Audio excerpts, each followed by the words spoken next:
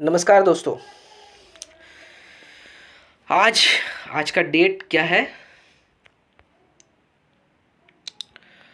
आज हमारे पास एक करंट अफेयर्स है जो स्टेट और नेशनल लेवल का है। इसमें हमारे पास कुछ महत्वपूर्ण बिंदु है जिस पे हम लोग बात करेंगे। वो इम्पोर्टेंट चीज़ क्या क्या है? हमारे पास 6 इम्पोर्टेंट महत्वपूर्ण चीज़ें हैं दोस्तों, जिस पे आज हम लोग चर्चा करने जा रहे हैं। एक पहला है कि राष्ट्रीय हथकरघा दिवस क्या होता है, कब मनाया जाता है, किस लिए मनाया जाता है। दूसरा पॉइंट हमारे पास आता है कि राष्ट्रपति को फिजी का सर्वोच्च नागरिक पुरस्कार मिला है, क्यों मिला है, किसने दिया है, क्या होता है फिजी पुरस्कार, सर्वोच्च नागरिक पुरस्कार, इसके बारे में हम पता करेंगे।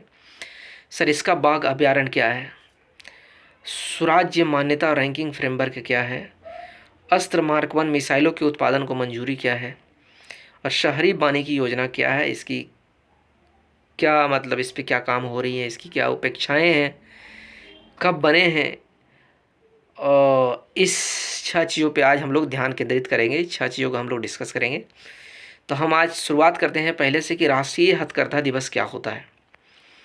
हथकरघा हथकरघा का मतलब वैसे वस्त्रों की बात कर रही है, वैसे कामों की बात कर रही है जिसके थ्रू अगर आप जो कि हाथ से जो कपड़े बनाए जाते हैं, जो कपड़े बुने जाते हैं, उसे हथकरघा बोला जाता है। तो राष्ट्रीय हथकरघा दिवस होता क्या है, अब इसके बारे में डिस्कस करते हैं। ये चर्चा में क्यों है? भारत में प्रतिवर्ष 7 अगस्त को राष्ट्रीय हथकरघा दिवस मनाया जाता है दोस्तों।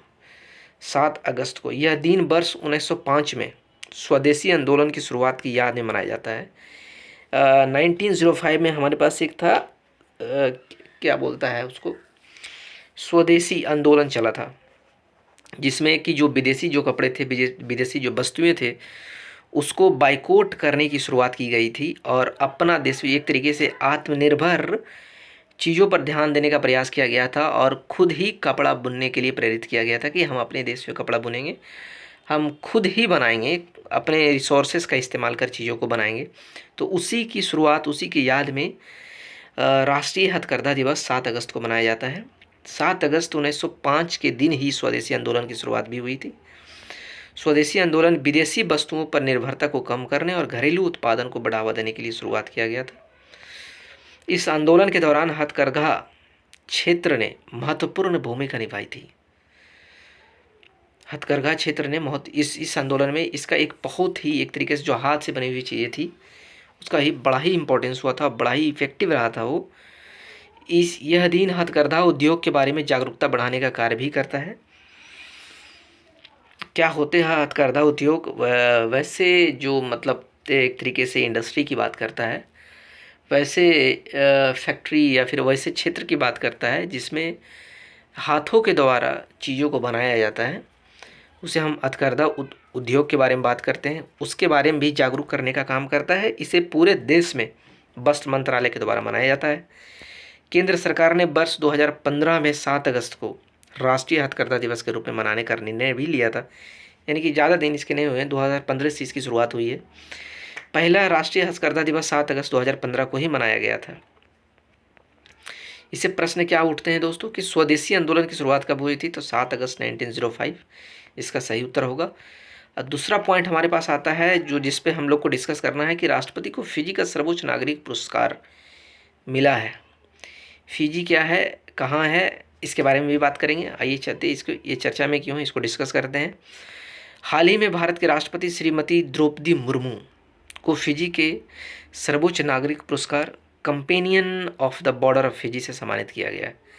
यानी आपसे कोई पूछे कि फिजी का सर्वोच्च नागरिक पुरस्कार क्या है, तो companion of the order of Fiji. प्रधानमंत्री नरेंद्र मोदी को भी वर्ष 2023 में फिजी के इस सर्वोच्च नागरिक पुरस्कार से सम्मानित किया गया था। राष्ट्रपति 2 दिवसीय यात्रा पर फिजी गई हुई थी। यह किसी भारतीय राष्ट्रपति की फिजी की पहली यात्रा है। फिजी कहाँ पड़ता है देखो दोस्तों, इस फिजी के बारे में इसका लोकेशन दिया गया है। Great sea of reef barrier reef, Yasawa, Naviti, Waya, मालाओ, फिजी का लोकेशन। हम फिजी के बारे में बात करेंगे। फिजी दक्षिण प्रशांत महासागर में पाया जाता है, मतलब स्थित है साउथ पैसिफिक ओशन। न्यूजीलैंड के उत्तर पूर्व और हवाई द्वीप के दक्षिण पश्चिम में स्थित एक देश है फिजी। यह किसी अन्य देश के साथ भूमि सीमा साझा नहीं करती है, मतलब एक तरीके से एक किसी अन्य देश के साथ भूमि मतलब इसका कोई लैंड बॉर्डर नहीं है, किसी और भी कंट्री का लैंड बॉर्डर से साथ इसका कोई मैच नहीं होता, यानी एक तरीके से द्वीप है, द्वीप की तरह है।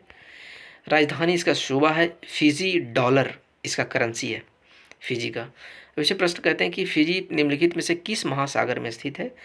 एक तरीके से आ जाएगा प्रशांत महासागर, Pacific ocean, south Pacific ocean इसका सही उत्तर होगा।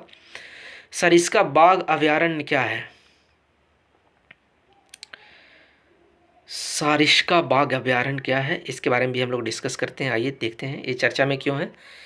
हाल ही में सर्वोच्च न्यायालय सुप्रीम कोर्ट द्वारा अधिकृत केंद्रीय अधिकार प्राप्त समिति ने सारिस्का बाघ अभयारण्य में स्थित पांडुपोल हनुमान मंदिर तक निजी वाहनों के प्रवेश पर पूरी तरह प्रतिबंध लगाने की सिफारिश की थी। समिति ने यह सिफारिश वन्य जीवों को हो रहे गंभीर नुकसान के कारण, मतलब इसके बचाव के जंगली जानवरों के पक्ष में ये निर्णय था, उनके बचाव के लिए ये निर्णय बनाया गया था। सारिस्का बाघ अभयारण्य क्या है? यह राजस्थान के अलवर जिले में अरावली पहाड़ियों में स्थित है। इसका क्षेत्रफल 800 वर्ग किलोमीटर है। 800 वर्ग किलोमीटर, बाप रे बाप, बहुत बड़ा है दोस्तों। वर्ष 1978 में इसे बाघ रिजर्व का दर्जा गया था। यह पुराने मंदिरों, महलों और झीलों के लिए प्रसिद्ध है। ढोक, सालार, कदया, गोल, बेर, बरगद, गूगल, बांस, कैर, अडूसा आदि यहाँ पाए जाने वाले प्रमुख वृक्ष हैं, पेड़ पौधे हैं। बाघ, तेंदुआ, सांभर, चीतल, नीलगाय, जंगली सुअर आदि यहाँ पाए जाने वाले प्रमुख जानवर हैं। इससे प्रश्न उठता है कि सारिस्का बाघ का अभयारण्य किस राज्य में है? तो राजस्थान इसका सही उत्तर होगा। सुराज्य मान्यता और रैंकिंग फ्रेमवर्क क्या है? Quality council of India. सुराज्य मान्यता और रैंकिंग फ्रेमवर्क ये चर्चा में क्यों है? हाल ही में भारतीय गुणवत्ता परिषद, जिसको बोलता है क्वालिटी काउंसिल ऑफ इंडिया, ने क्वालिटी काउंसिल ऑफ इंडिया सुराज्य मान्यता और रैंकिंग फ्रेमवर्क पेश किया है। क्या किसको क्या स्थान मिला है, किस तरीके से दिखाया गया है? यह भारत के नागरिकों के जीवन की गुणवत्ता में सुधार लाने के लिए राज्यों के बीच उत्कृष्टता को बढ़ावा देने के लिए बनाई गई एक सशक्त पहल है। इसे 4 स्तंभों के अंतर्गत वर्गीकृत किया गया है, यानी 4 चीज़ों पर डिस्कस करता है। शिक्षा की क्वालिटी की बात करता है, स्वास्थ्य की क्वालिटी की बात करता है, समृद्धि की क्वालिटी की बात करता है और सुशासन की क्वालिटी की बात करता है। शिक्षा रैंकिंग में उत्तर प्रदेश शीर्ष स्थान पर है। स्वास्थ्य श्रेणी में छत्तीसगढ़, उसके बाद कर्नाटक, उसके बाद केरल, उसके बाद राजस्थान, उसके बाद मिजोरम और उसके बाद मणिपुर आयुष्मान आरोग्य योजना में पूर्ण प्रमाणन के साथ सबसे आगे है। केंद्र शासित प्रदेशों में चंडीगढ़ आयुष्मान आरोग्य योजना में सबसे आगे है। समृद्धि श्रेणी में गुजरात है, पहला स्थान पे गुजरात है, दूसरे पे कर्नाटक है और राजस्थान है। उसके बाद बाकी राज्यों का नाम आता है। भारतीय गुणवत्ता परिषद है क्या है? इसे वर्ष 1996 में एक राष्ट्रीय निकाय, एक नेशनल बॉडी के रूप में स्थापित किया गया था। इसकी स्थापना पीपीपी मॉडल के माध्यम से भारत सरकार और 3 प्रमुख उद्योग संघों के समर्थन से की गई थी।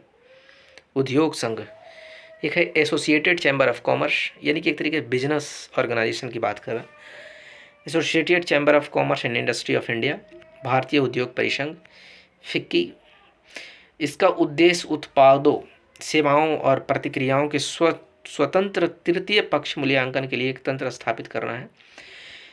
इसके प्रश्न क्या बनते हैं इसमें देखते हैं। कहाँ गया यार?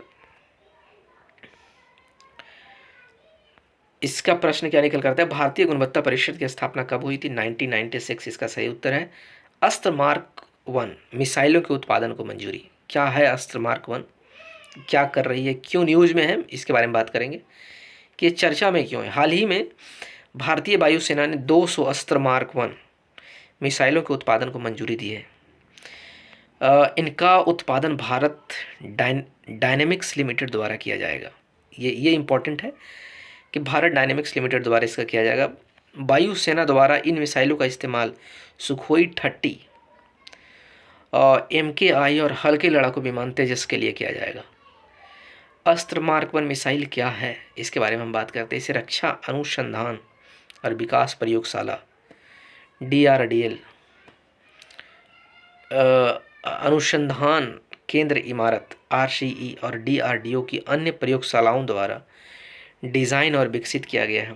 यह बियॉन्ड विजुअल रेंज, हवा से हवा में मार करने वाली मिसाइल है, जिसका वजन 154 किलोग्राम है, लंबाई 12.6 फीट है, रेंज 160 से 180 किलोमीटर तक ये लड़ सकता है दोस्तों। इसकी गति लगभग 4.5 मैक है, यानी कि 5555 किलोमीटर प्रति घंटा की रफ्तार से जा सकता है। ये घंटे में 5555 किलोमीटर। यह मिसाइल अपने साथ 15 केजी का हथियार ले जा सकती है। सोचिए आप, ये मिसाइल के पास क्षमता है कि अपने साथ 15 केजी हथियार भी ढो सकती है या सुपरसोनिक हवाई लक्ष्यों को भी नष्ट करने में सक्षम है। भारत डायनेमिक्स लिमिटेड क्या है? अब इसके तहत ही बनाया जा रहा है। यह मिसाइल और गोला बारूद प्रणाली का निर्माण करती है, जिसकी स्थापना 16 जुलाई 1970 में हुई थी। मुख्यालय हैदराबाद, जो तेलंगाना में पड़ता है। इसकी 4 विनिर्माण इकाइयाँ हैं। तेलंगाना में हैदराबाद में होता है, भानूर और इब्राहिमपट्टी में। तेलंगाना में मतलब हैदराबाद, भालून और इब्राहिमपट्टी, ये 3 जगह बनता है। आंध्र प्रदेश में विशाखापट्टनम में बनता है। प्रश्न इससे क्या उठते हैं कि भारत डायनेमिक्स लिमिटेड का मुख्यालय कहाँ है? इसके हैदराबाद इसका सही उत्तर होगा। तेलंगाना, जो कि तेलंगाना में स्थित है। शहरी वानिकी योजना क्या है? अगला पॉइंट हमारे पास निकल कर आता है, शहरी वानिकी योजना। इसके बारे में हम डिस्कस करेंगे। ये चर्चा में क्यों है? सामाजिक वानिकी योजना वर्ष 1976 में शुरू की गई थी। क्या है सामाजिक वानिकी योजना?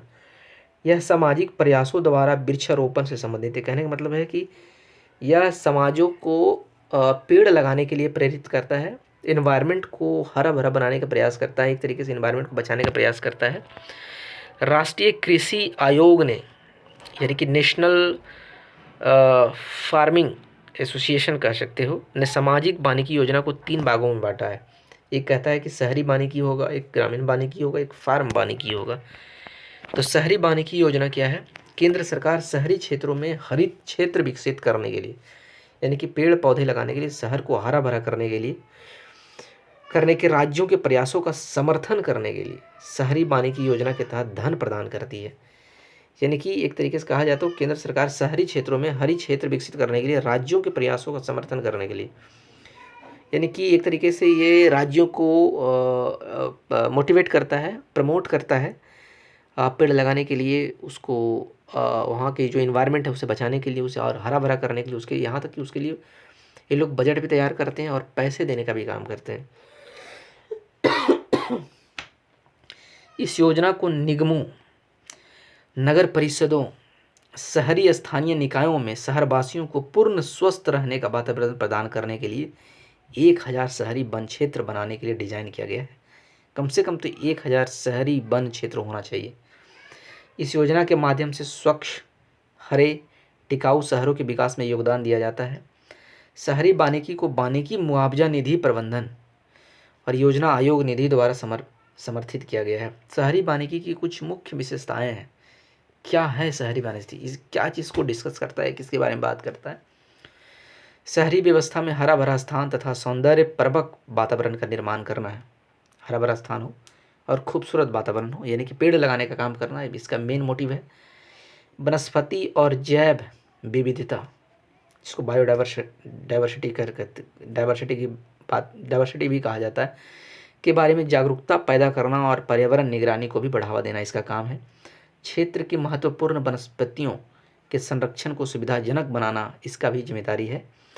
यानी कि वनस्पतियाँ, जो पेड़ पौधे हैं, कितने प्रकार के जो अलग अलग प्रकार के जो पेड़ पौधे हैं, उसको भी कंजर्व करने का काम इसकी जिम्मेदारी है, काम करने का करता है। प्रदूषण को कम करने की भी जिम्मेदारी है, इसके अंदर आता है। शहरी वानिकी का स्वच्छ और प्रदूषण मुक्त हवा प्रदान करने की भी जिम्मेदारी इसके अंदर रखा गया है। शोर में कमी, यानी कि साउंड पोल्यूशन, एयर पोल्यूशन, जल पोल्यूशन, जल की संरक्षण, वाटर कंजर्वेशन, गर्मी के प्रभाव को कम करके शहरों के पर्यावरण सुधार में योगदान देना इसकी प्राथमिकता है, इसकी पहली जिम्मेदारी है। शहरवासियों को स्वच्छ लाभ प्रदान करना एवं शहरों को मौसम के प्रभावों के प्रति लचीला बनाने में मदद करना इसका मेन काम है दोस्तों। इसे कहते हैं शहरी वानिकी। इसकी विशेषताएं हमने देखा, जानने का प्रयास किया। सामाजिक वानिकी योजना कब शुरू हुई थी? तो इसका आंसर होगा 1976, आई थिंक यही तो उत्तर होना चाहिए। हाँ, 1976 इसका सही उत्तर 1976 है, शहरी वानिकी योजना। आज का सेशन में इतना ही था दोस्तों। चलते हैं, नमस्कार, ख्याल रखिए आप अपना लोग।